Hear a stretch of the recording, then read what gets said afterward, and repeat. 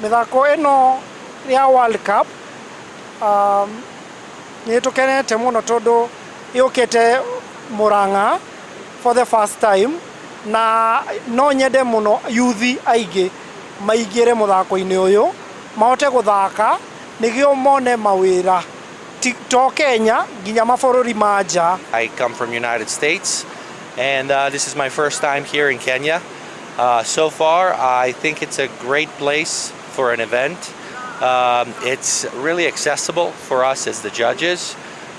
It's easy to organize us and the timing service as well. Ukete guku nigetha tukungwire ma champions a Kenya turi guku na different countries. It's actually a huge competition.